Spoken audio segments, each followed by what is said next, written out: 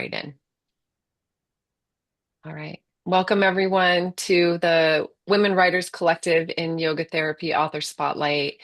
We are spotlighting Erin Byron today. I'm so excited. I'm Shawnee Thornton Hardy, and I'm just really excited to get a chance to have this conversation with Erin. We had a chance to connect, and I'm so inspired by her work and by her as a person. Mm. And we thought that we would just begin our interview today with a short little practice. And then we'll go into the introduction of Erin, the official introduction and the conversation. So I will leave it to you, Erin, to lead the practice. Thank you, Shawnee. Thanks everybody for being here. I'm really excited to have my day in our Women Writers in Yoga Therapy book club. So many esteemed colleagues have been sharing already and more to come. So thanks for being with us here today. Let's start with just a journey through the koshas. And I'm going to be asking you about an intention, if you want to just let that seed root itself in some fertile soil, that the mention of an intention is going to come up. But first, let's just start with noticing our bodies, where we are in the space, the parts of our bodies that are giving feedback, places calling for attention, places perhaps carrying tension, places of relaxation as well. And thank you, body, for these messages.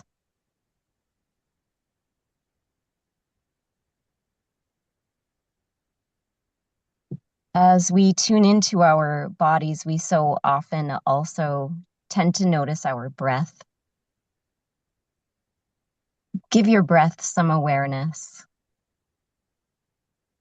acknowledging its depth, rhythm,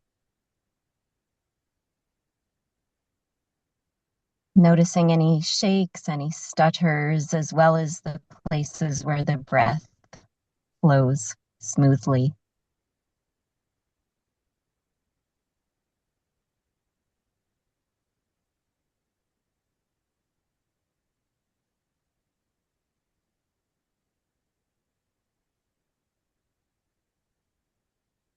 Notice also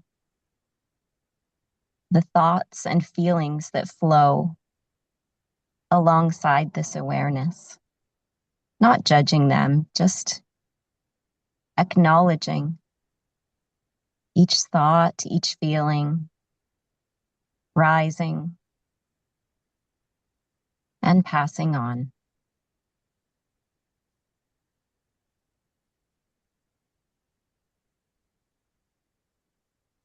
Acknowledging the part of you that's doing the noticing, that more objective witness, non-judgmental, peaceful, wise.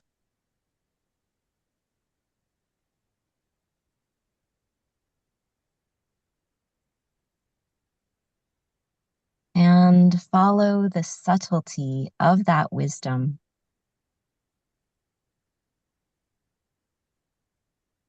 into a place of quiet consciousness, a place where all things are possible.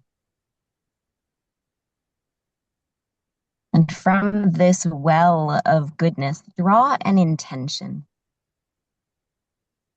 Maybe an intention for our time together, a curiosity, or it may be a more eternal quality, love, compassion, courage, forgiveness.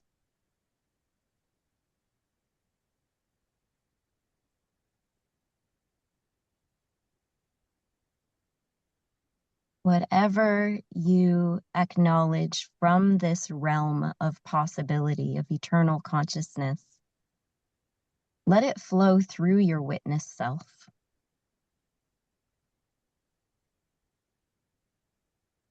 Notice the ways it colors your thoughts and feelings.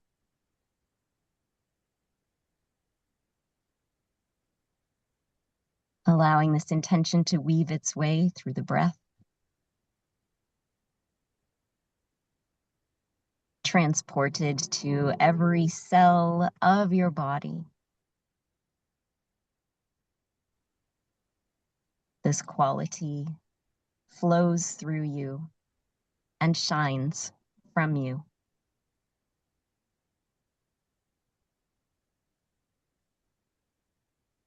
As we harmonize together in these qualities, in these intentions, bring yourself slowly, gently back to this space of learning, of discussion for our time together now. Thank you. Hey, Erin, that was lovely. I'm gonna put my glasses on here so I can actually see you more clearly. Okay. I'm gonna introduce Erin in her bio, and um, my thought is we started just a little bit later. I want to just sort of like front load a little bit that and check in with you, Erin. How would it feel for us to go until 15 after and then leave 15 minutes for Q&A so we have time for your interview? Does that feel okay for you or It's great for me. I'm really thankful for the opportunity. Anybody who's on a schedule and needs to dip out sooner than that, we totally understand, and that's fine. And we'll just make sure to get that. We often in these meetings offer something to people who came here live, so we'll just make sure that that link erinbyron.com/book club. Everybody has that link in good time in case they do have to leave early. wonderful? And Rachel has that information, so she'll be sharing the information in the chat at some point through our interview. So thank you to Rachel Krensman for being behind the scenes and being our moderator. We appreciate you. All right, so I'm gonna go right ahead. Erin Byron is a psychotherapist, clinical skills supervisor, yoga therapist, and author of many books. How many books have you actually authored at this point, Erin? Authored and co-authored, I want to say 6. Yeah. Yeah. So many. So you have put such wonderful work out into the world. Um, She's a founder of one of the first internationally accredited yoga therapy training programs and has authored several books, as we mentioned, along with hundreds of articles on physical, mental, and spiritual health. For the past 30 years, Erin has guided trauma survivors on a whole person path to recovery. Her expertise in navigating complex client interactions has helped more than 1,000 healthcare professionals achieve better outcomes with individuals experiencing complex trauma and dissociation. Erin's corporate and conference presentations are highly interactive, offering practical, evidence-informed strategies that participants can immediately apply in their work. She combines warmth, humor, and innovative approaches to foster greater insight, compassion, and healing for both practitioners and people they serve. And that last bit of information, Erin, feels so true to me. We met, I don't know how many conferences ago at Sitar, and immediately what I felt from you was such warmth and authenticity and invitation. And so I'm just really excited to get to have this opportunity to do this interview with you. I love your book. Do you have you? I don't know if you have your book with you because you're driving. Can you hold it up? Yeah, this is the book that we'll be talking about, Safety in the Body. Yeah. Uh, and I truly just was so inspired in connecting with you and getting a chance to share my excitement about this. So I did say I'm really excited about this book and really excited about doing this interview with you. So I might need to ground and slow down a little bit as we do this interview together. But I wanted to just start off with asking you a question of, why did this book, I know this is, you've written multiple, you've co-authored books with others as well. Why did this book need to be written through you? How did this book come to be? This book came to be as a result of seeing a lot of missteps, perhaps, in the field of trauma and trauma recovery, a lot of misconceptions, a lot of oppression in the framework of trauma recovery Mm, and medicalizing something. And there's room for the medical model here, but completely medicalizing something that is a whole person experience. Being traumatized, living with trauma, and recovering from post-traumatic stress are whole person experiences. And it's mm, so important to acknowledge the ways that yoga therapy can bring that full recovery. mm. I love that. And I'm sure that the book came from much of your own personal work that you do, and I would imagine that there's even personal layers that have brought you to this work as well. And in this book, I see so much of this a reframing that happens in the way that you present trauma and the way that you present how to work with trauma. And I'm so inspired by those. We're going to get a chance to talk a bit more about that. One of the questions that I wanted to ask is, would you consider this book more of a theoretical book, more of a personal book? Would you consider it to be a blend of both? And I'm also curious, Erin, as like what actually brought you to writing this book? I mean, is it a culmination of the multiple books you've already written? I know that you're saying this is to kind of like help to understand trauma in a different way, but what was the inspiration that's inspired you to write it? What was a spark? Yeah, the spark was supporting people in feeling hope in their recovery journey, realizing, hey, complete recovery, although, a lot of ducks have to line up for complete recovery, there are so many things we can start doing right away that have an effect almost immediately to end suffering and promote more stability and well-being in everyday life. Judith Mm, Herman talks about recovery as being in three stages. So I actually mapped this out as part of a 5 book series on trauma recovery, but made sure to get the foundations out there as soon as I could. mm, Practically, as you were asking about, is really important to me in all of my books that they are applicable, that there are activities, there are ways people can integrate the content through their own experiences, as well as honoring the academic, the evidence informed pieces of it, the newest bits of science and neuroscience that are coming out that even 7, 10 years ago, we did not know what we know now about trauma recovery. And as someone who's been working in the field for 30 plus years, it's been so exciting to me to see how the science is starting to back up what frontline workers have practically been doing for decades.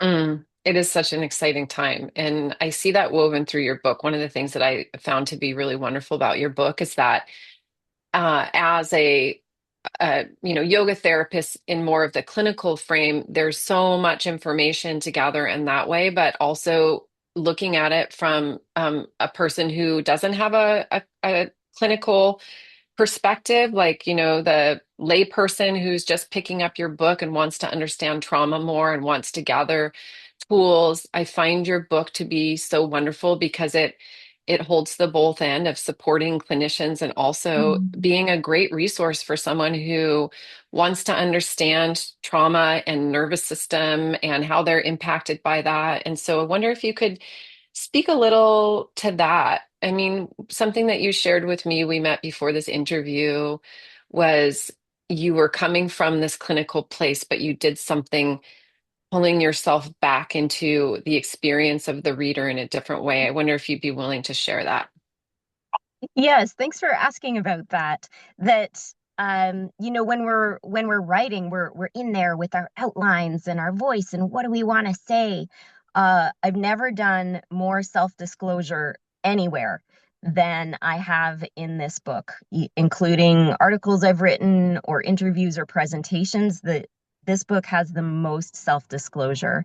And for as much as it was important to me to make sure that the science was sound and that clinicians could, grab this as a reference, I wanted people to be able to refer their clients to it as well. I wanted people looking for a resource online to be able to grab this book and understand it. Maybe not every paragraph, because some of it does go a little deep, but that every single page was accessible. And so I gave this book an entire read through. You know, we do rounds of edits, but one of my rounds of edits was to make sure that anybody could take this book, understand the key points, and apply it to their everyday lives.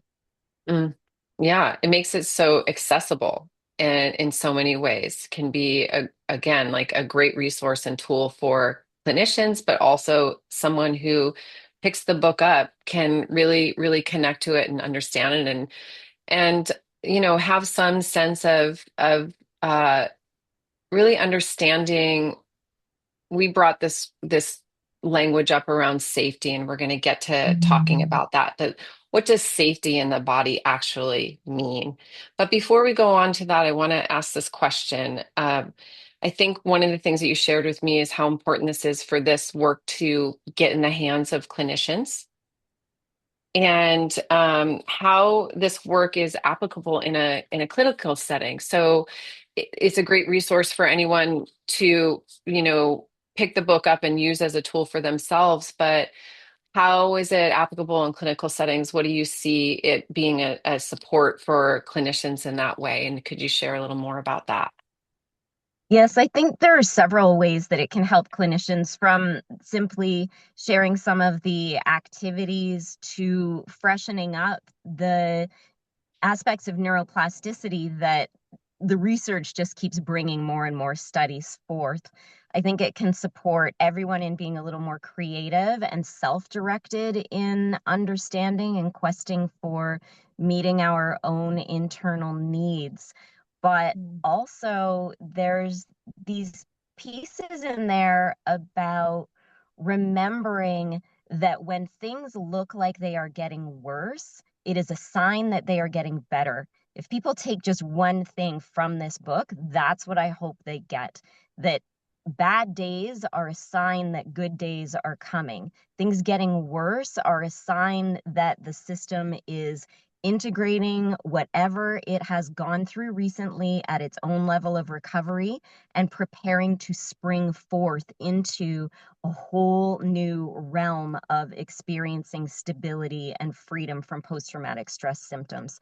The system, for whatever reason, seems to need to go back and have a few more nightmares, have a few more flashbacks, blow up in a relationship, revert a little bit into the old coping skills or old ways of feeling not so great in the world, almost as a farewell, as a signpost of I'm leaving these behind. And it doesn't feel like that when we're in it. It doesn't feel like I'm about to leave something behind. It feels like, why is this happening to me again? And the Mhm. reason why it's happening to me again is this final farewell, and here we go to the next stage. And by the way, just to say, that doesn't mean that, oh, I'll never have a nightmare again, I'll never get triggered again. But what it means is, as this new round of well-being comes into play, it is not the way it used to be. It is Mm. decidedly different. And it's important for clinicians to explore that with people.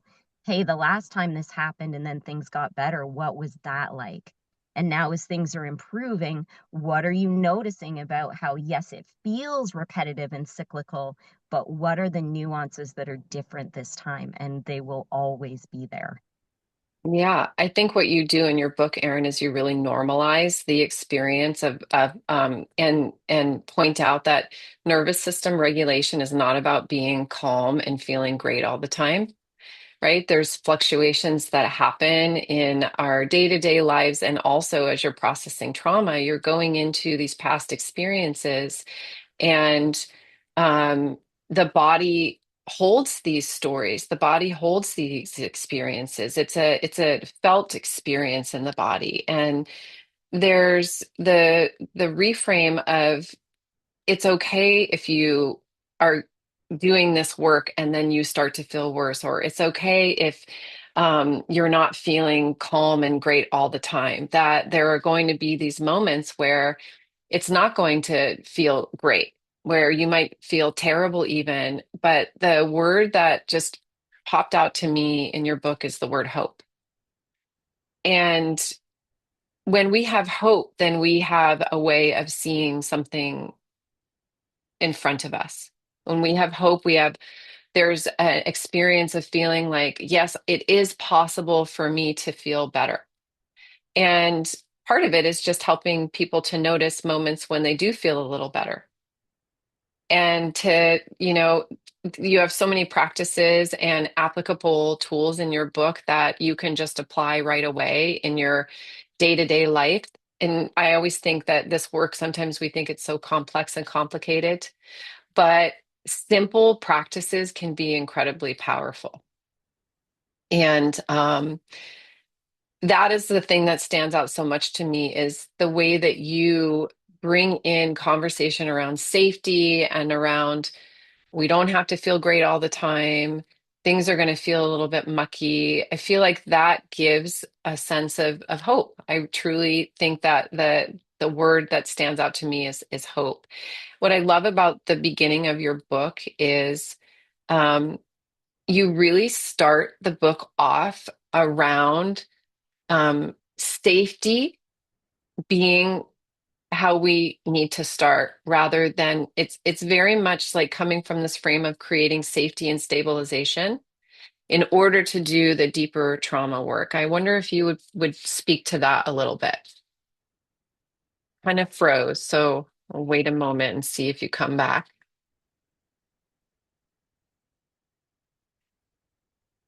Hmm.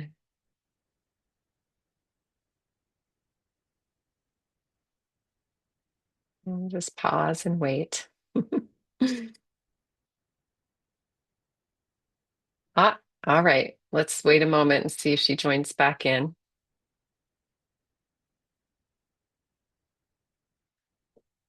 She's messaging me, so we shall see.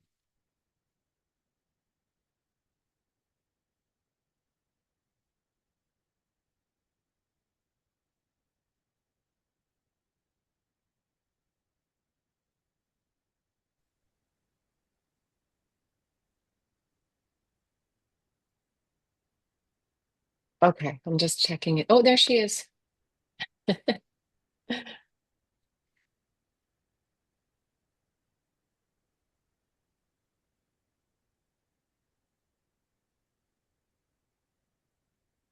Unbelievable. What a day. When the tech fairies Um, roll the dice on you, they really roll the dice on you. They're Um, challenging you. and I meet all challenges with courage and acceptance. Thank you, yoga. So Shawnee, I was almost all the way with you in the question as we were talking about hope. I heard as much as you saying, "What?" Erin, do you have your video on? Because I I can't see you. do. Oh, you can't. Let me try again. How about now? Can you see me now? Yes. Okay, Oh, there you are. here I am. Okay, I'm going to add spotlight. There we go. Well, I think I don't know if you heard the rest of my question, but it was that you begin safety comes first. And Yeah. that really being the foundation of the start of the book. And I wonder if you could share a little more about that. Yes. In Herman's model, as I mentioned, this being a part of the series, Herman says the first thing we need in order to recover from trauma is safety and stability. And although it may take a bit of time for the nervous system to catch up, and Shawnee, we touched on during our chat the other day about how there are so many models of nervous system regulation and nervous system need, and I truly believe they all have a place. I tried to give a nod to several of them in this book. But if we're on high alert, or if the body and brain continually think that we're unsafe, there isn't a clear pathway to move into working through the trauma and come out the other side with the experience more integrated and with us carrying forth in the kind of lives that we want to create rather than being blown about by the winds of life. If we're continually questing for safety, perceiving the world as unsafe, and perceiving ourselves as unsafe in multiple situations, then we just need to stay on guard the whole time. So, learning, um, learning intellectually what safety is, witnessing it as we experience in our body through our everyday practices, and then watching ourselves become more adaptable in that safety as the brain changes are incredible foundations in the longer journey of complete recovery. Yeah, I think what happens when there's access to safe enough, even it might not even be a lot of access to safety. It might just be a little access to safety. But when there's a sense of safe enough and there's that stability piece, it makes me think about like a balloon just flying up in the sky with no tethering, like just sort of out there and chaotic, and that there's when you work with safety and stability, it's like the anchoring to that balloon, right? Like it's still flowing around and there's some chaos, but you have this anchor to come back to. And I'm curious if there's any simple tools or in your book that you offer around like safety and stabilization, and just like something simple that you begin with to help a person who's experienced trauma and has been in that place of hypervigilance and doesn't even know the feeling of safety or what it feels to be Mm. stabilized. Is there a practice or something specific that you begin with? I know it's different for everyone, but is there something that stands out for you that is your go-to? It genuinely is different for everyone. So, my go to is to be really curious. What Hmm. do you do to help yourself feel good? And as I get to know people, or just, by empowering them in their own sessions, I'll kind of say, do you want to create a shape in your body that represents that feeling when you feel okay, or do you want to draw it? And there's several expressive arts activities that we can do in terms of letting our creative selves tell us, once we bypass those verbal blocks, so much more comes through in expressive arts as well as yoga therapy. And remembering, just kind of remembering those times and coming back to those times and acknowledging when it happens, that mindfulness of real life. Oh, hey, I kind of feel okay right now. Yes, I'm still making Hmm. sure I can see all the exits, but I also feel like I can relax into my chair. So it's a combination of so many factors. But my mentor taught me to start with a self-care list. I learned in my experience to not just say, what do you do to take care of yourself, but to say, what healthy things do you do to take care of yourself? Because I got back some undesirable answers in my early days. But Uh-huh. I think we do know. I think we already do have a sense of at least one thing that supports us in returning to ourselves and feeling okay. Yeah, I mean, there's so many little nuggets in what you just shared, Erin. Like my brain's going in all different directions with that.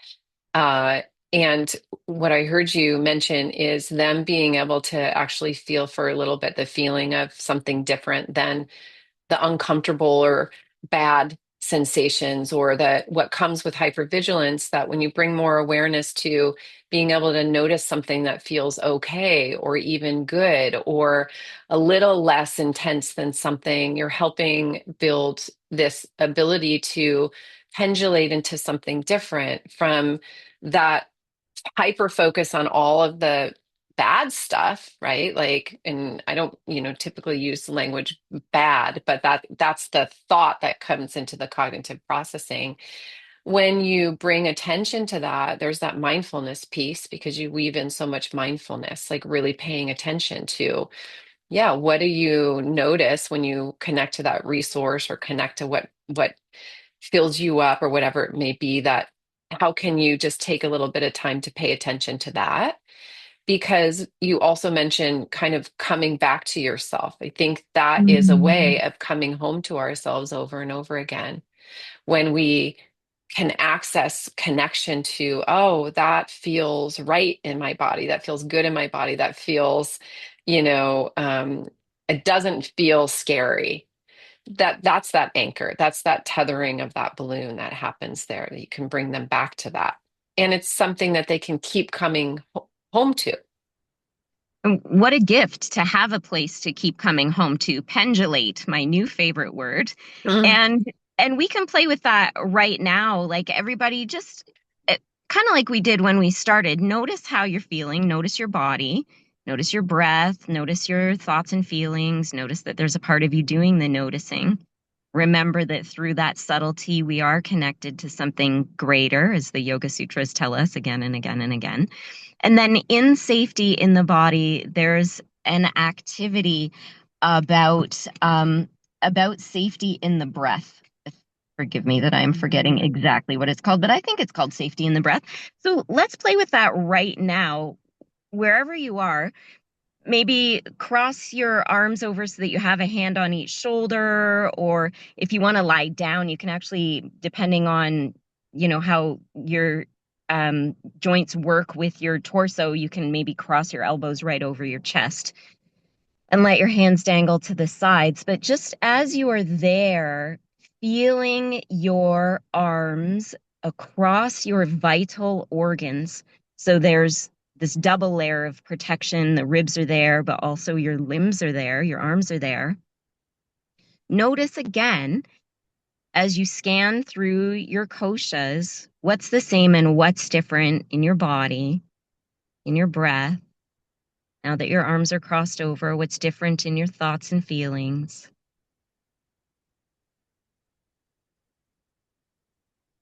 What does your witness say? Is it simpler or more challenging to connect to that quieter, non-judgmental place? And what is your sense of connection to the greater good?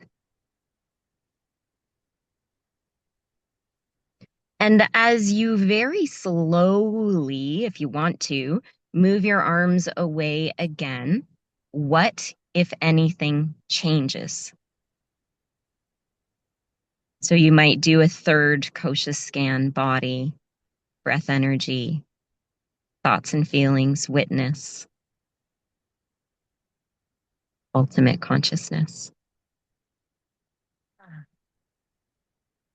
Such a simple practice. And what I noticed is like a breath just came into my body. I felt more of a sense of myself. And like, I know your work is a lot around like dissociation and this self-contact and this feeling of ourselves. And it can be so powerful. They're so simple, but so powerful to again, like find that anchoring, that stabilization containment of like, so many things come from these places here in the center. And so I love that practice. And it's so simple, but it can be so profoundly powerful for someone. And you can access it anywhere. You're in a car.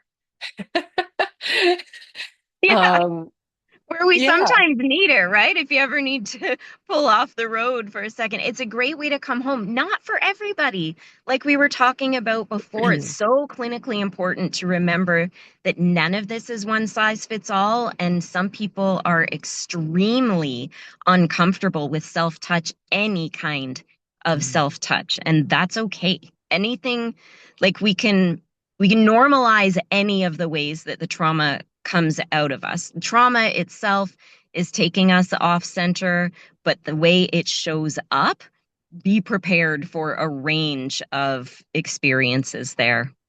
Yeah, so individualized and really you just have to meet the person exactly where they're at and find the tools that feel safe enough for them that for them to explore, right? You were talking about the koshas, and we were talking before this interview that you weave the koshas through this book so beautifully, and um, what was central to, the whole conversation or not conversation around the koshas is that, that the body is central to recovery. Like working with the body is so important in recovery, and from that body-based lens, you bring in breath, posture, movement, sensation, awareness, relationship, creativity. And so coming from the understanding that it's critical to work with the body, and you have all of these different channels to in which to pull from to work with individual clients, or for people to connect to things individually. And one of the things that you mentioned is expressive arts. I love that you have expressive arts in the book, because um, we all have different channels that are stronger, that we access more, or that feel safer to us in a sense. And that expressive arts is such a beautiful way to embody something using a different channel. And I love how you weave these different practices and tools in through imagery, visualization, movement, breath, connection, sensation. And so there's so many different channels to kind of go towards based on what resonates with each individual person. Yes, the individual or customization of a path to recovery is it's essential. If trauma, well, any kind of trauma, interpersonal trauma, combat, natural disaster, any kind of trauma happens to us in such a way that we lose our sense of choice and often even our sense of self, our humanity. For me, the implications there are that recovery has to be about individual choice, individual voice in that process. And a lot of the time, especially if there's dissociation, we're coming to recovery not really knowing what that is. Who am I? Like, I don't even matter. So I'm certainly not talking about who I am, it's kind of an embodied sense of that. So to really slowly offer opportunities to experiment, like I was saying before, the body might be too challenging at first. We can dance as part of expressive arts or just make shapes physically as part of expressive arts, but it is safer for a lot of us to grab a page and scribble with the non-dominant hand or doodle what comes to mind when we hear a certain word or think of a certain emotion. And my first year of grad school, low decades ago now, 27 years or so ago, the first year of grad school, I spent studying creativity for trauma recovery and expressive arts in that way. And then finished up my graduate degree with yoga therapy and counseling psychology. So one of the things that was most fascinating to me during those expressive arts and creativity studies was about how much our brain gets in the way, and maybe not our brain, but yeah, our brain too, the anatomical brain, but our minds and our perspectives get in the way of us understanding ourselves, get in the way of that quest for safety and recovery, where expressive arts have these ways, the same way water can move between hard rock, the expressive arts just finds this pathway of revealing things that we might otherwise never have access to, these insights, these emotions, these reminders of what can support us in feeling more like ourselves, connecting to who we truly are, decoding what we need in our everyday lives. Hmm. I love that. And I think about expressive arts also as like trauma is about stuck energy in our bodies, right? It's like stuckness. And when we use expressive arts, even if it's not with the intention of bringing awareness to the body, there is an externalizing of thoughts. There's an externalizing of emotions. There's something that's moving out in some way through your hands or through expression. And there's repression and there's expression. And expression is this, to me, I think about mobilization in some way. And it can be a really simple way to start to help individuals begin to mobilize who may have been stuck. And then it brings me back to hope, because when we can see any kind of momentum any kind of like I can move forward in some way, to me, that brings an experience of hope when I think about it.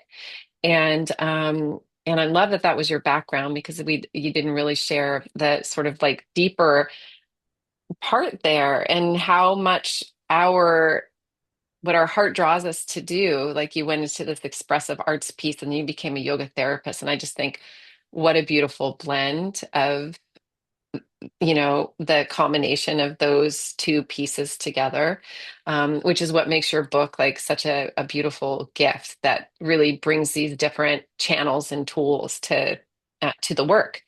Um, Something that, coming back to hope, something that you really point out in your book is around um, neuroplasticity, and really emphasizing that our brains can change. And yes, our brains do change with trauma.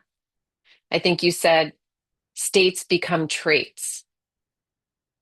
Uh, and there can be such judgment around, I've had trauma, therefore I'm I'm traumatized, um and that's the way my brain is. And you bring in this perspective that neuroplasticity happens and your brain can change, just like your brain changes with trauma. Your brain, repeated experiences that are, these experiences that bring you closer to your authentic self, or that bring you closer to that sense of safety and stabilization, can reshape your brain. It's incredible what magical beings we are, truly. And people need to, if you're thinking maybe of your own, everybody, your own trauma recovery journey, or if you love someone who's living with post-traumatic stress, people need to come to it in their own time, because recovery itself has some features of re-traumatizing us. It's not an easy journey. In my opinion, it's very well worth it. But if you see someone who's really struggling and stuck, offer patience to that. As you were just saying, Shawnee, about how we get locked in and we think, well, that's who I am, and I'm traumatized and I got triggered and these things trigger me, so I can't do those things. In fact, in our little chat together, I shared with Shawnee, there's a street in my town. I moved back to my hometown maybe 25 years ago now, and I just wouldn't drive down this one street. And every so often I'd take a wrong turn, I'd wind up on that street, I'd think, oh crap. And in recent years, it has moved back into my everyday route, or route, however you want to say that word, that it's okay to drive down that street. And I didn't do anything to make it happen other than I've lived my recovery journey. But that wasn't going to happen until it was time. And likewise with your loved ones, pushing people towards recovery before they're ready sometimes locks them a little harder into um, their more unhealthy or habits that we wish we didn't see them having. So everybody has to come to it in their own time. But as we get into recovering, it really doesn't take long. And the brain's always working on it. Like the symptoms of post-traumatic stress, clinically, there's 4 symptom sets that they talk about. And I go through those in Safety in the Body. But clinically, if you unpack what is each of these symptom sets doing, every single one of them is calling for recovery. Their function isn't to mess with us. The function of these symptoms is for us to go, oh, what are you trying to tell me, system? What do you need from me? And the symptoms are linked to the points of recovery, the same way an answer is always linked to the question. The symptoms are guiding us in that direction. So it's okay for us to not be okay, and then to gradually move into that state, and to remember that if we took a brain scan of somebody living with trauma And then that person really dug into recovery for 4 or 8 weeks. And we took another functional MRI. I said brain scan, I meant functional MRI. Then we would see differences in that MRI after only a month or two. That person might not feel any different in their lives at all, but it would be showing up in the deeper systems already. Yeah. Excuse me. A couple pieces there. What I think is really important in your book is the conversation around that symptoms are not bad. They may feel, we may feel, overwhelmed by them, but there is a message, there is something to pay attention to. And to me, it is this invitation to befriend our body and the messages that it has to tell us. And it also reminds me of the importance of helping people to sense into their bodies, because oftentimes there can be a complete disconnection and inability to access sensation and noticing the what's happening in the body, those messages that are coming up and saying something as well. And so this work around um,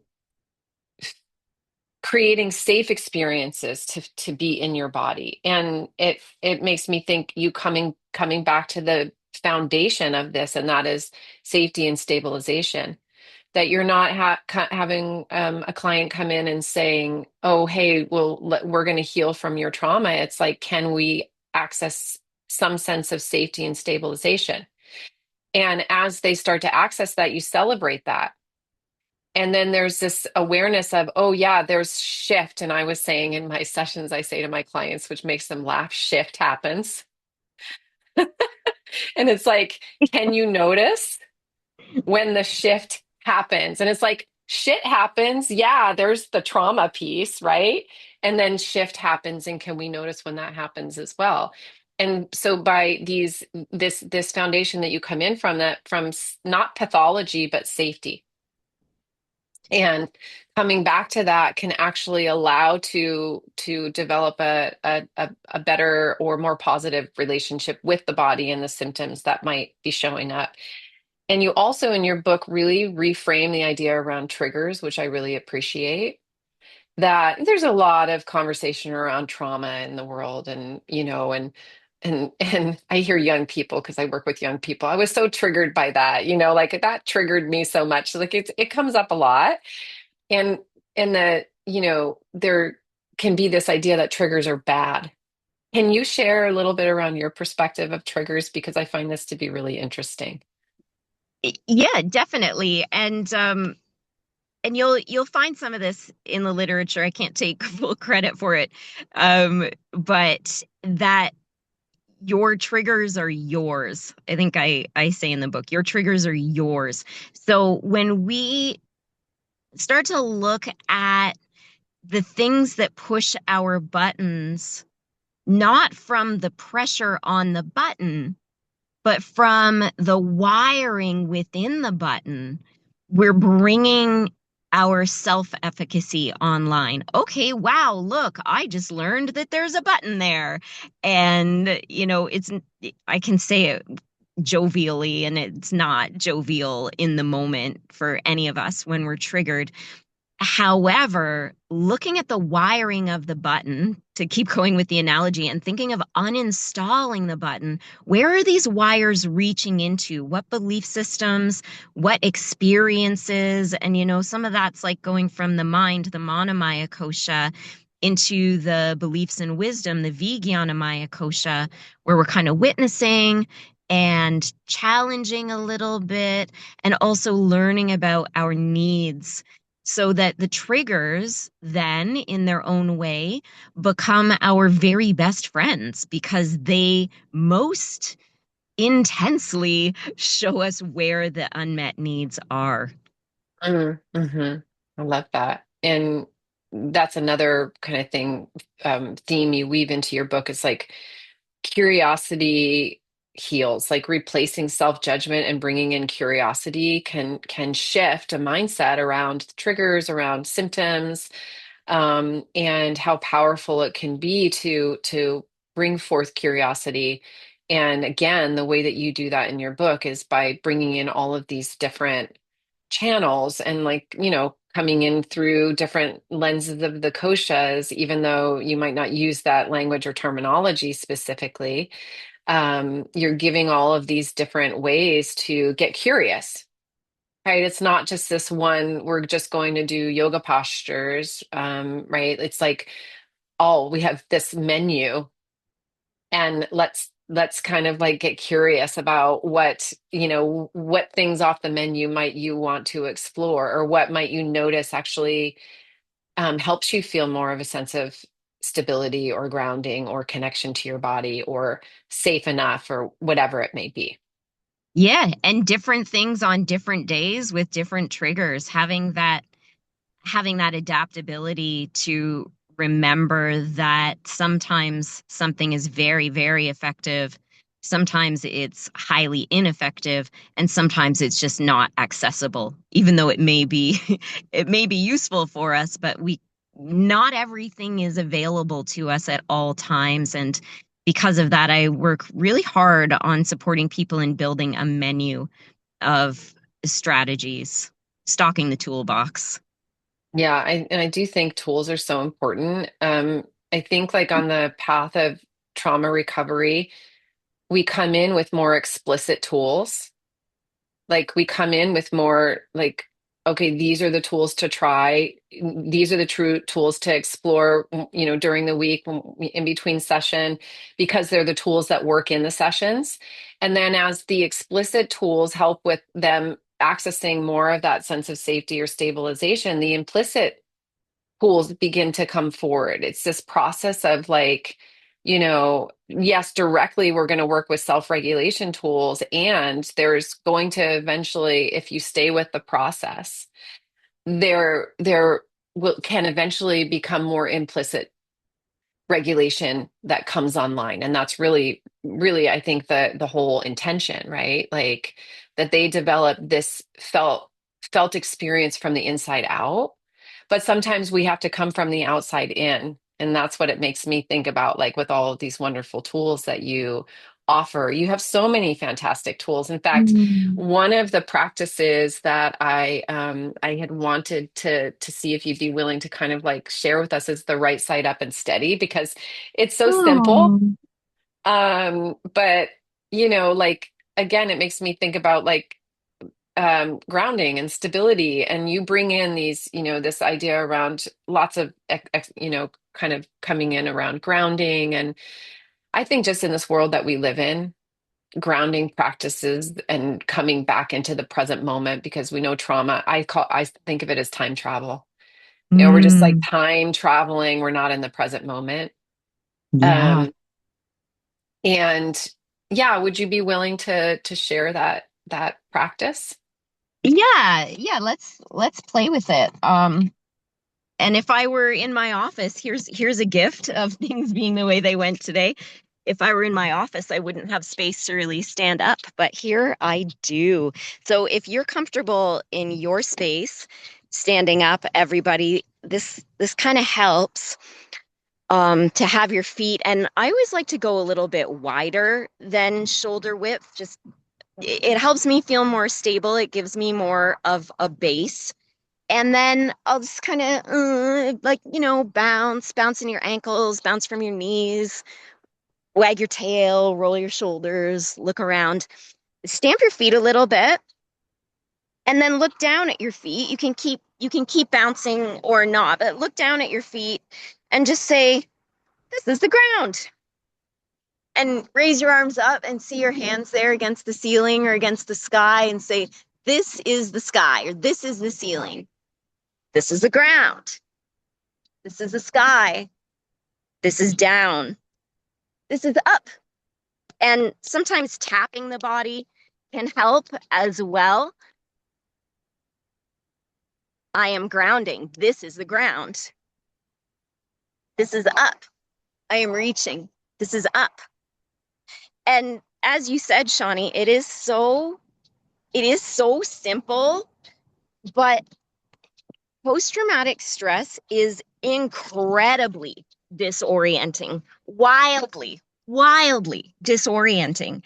And to I think this is one place where we could really easily get down on ourselves is like to feel like we're losing sense of what day is it, what season is it, what time is it, who am I, where am I?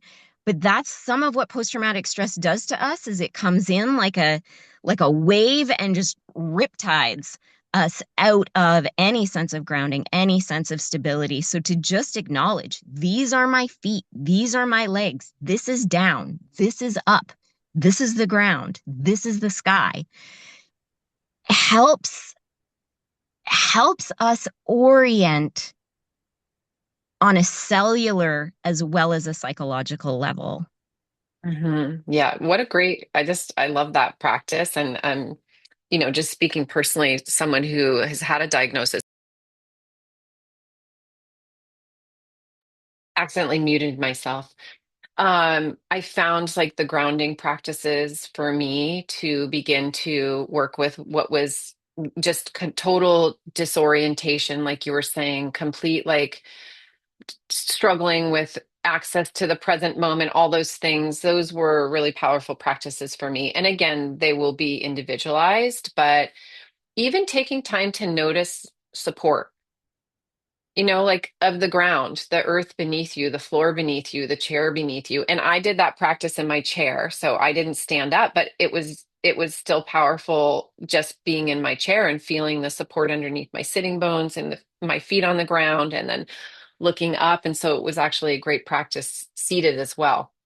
Because sometimes you might have clients that standing up is something that they're not prepared to do yet, right? Like it's also Sure. knowing that um, practices can be sort of like, explored in different ways. So I loved that exploration of that and was so curious about it. Um, we have, let's see, I want to be sure that I got to our questions and I'm not missing anything. Um, well, you did mention that, Erin, that a lot of your work right now is supporting clinicians and applying these skills. Mhm. Like that's something that you're Mhm. currently like focusing your energy on. Could you share a little bit about that? Yes. So I've for 15 years or more, I've been involved in programs and teaching trauma aware yoga or trauma aware recovery tools to clinicians who are already certified or to people in various certification programs. And what I found is that the same questions keep coming up again and again. The same points of confusion, the same insecurities. We all need peer and professional support and supervision in our various fields because it can get lonely, right? It can get lonely being the Mhm. clinician.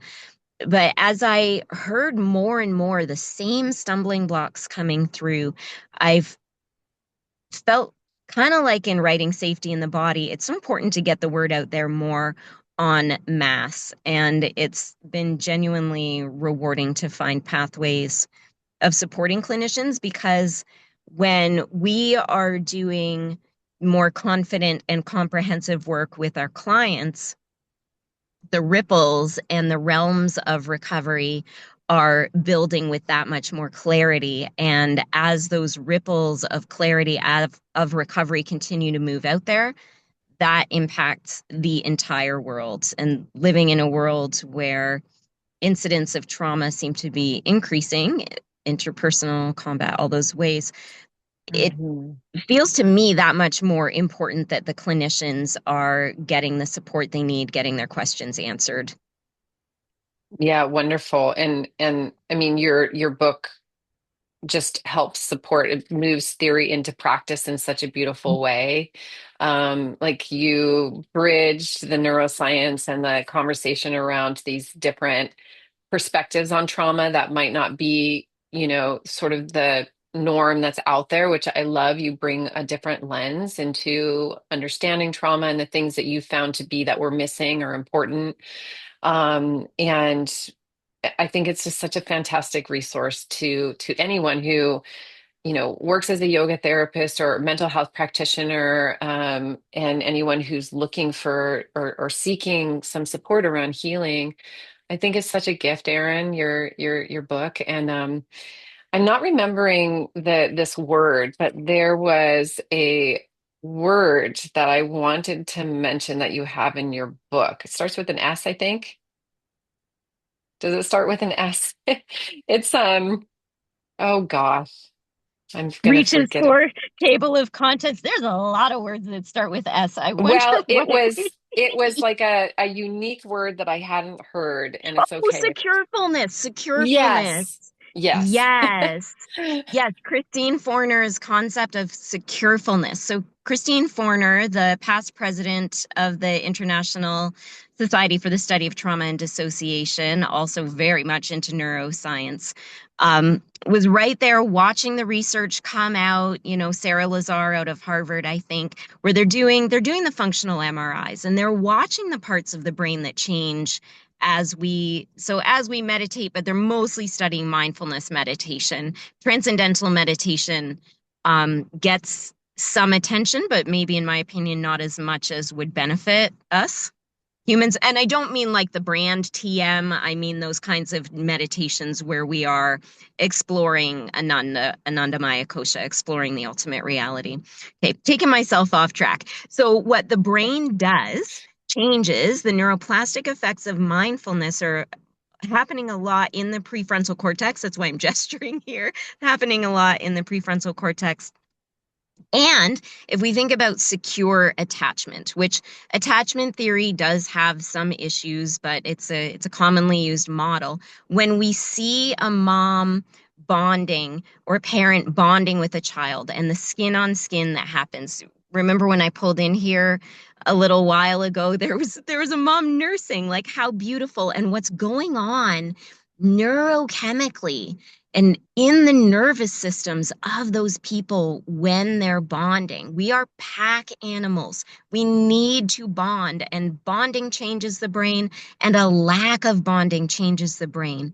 But when we are in a mindful state, fully present and aware, and we are secure, feeling connected, feeling safe, feeling trust, feeling like a part of a group or a part of a bond, then that is the most powerful neurochemical thing that can happen to us from a recovery perspective, from a mental wellness perspective, and from a societal perspective. And Forner goes down a rabbit hole, about where the patriarchy started and why, about the neurological effects of the patriarchy. And, Forner really gets into it. But this idea that she posits of securefulness gives us something to strive for as a species, to be aware and mindful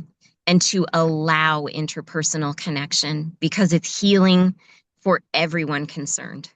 Mm, yeah. I love that. I'm so touched by that. And also, before when we were sort of waiting for you to come on, we were talking about the Sitar conference and the theme of belonging. And it just makes me think Mm. about that and how powerful we can be as yoga therapists, or, in any work that you're doing around healing, that we can be this secure person that creates securefulness, and that it's never too late.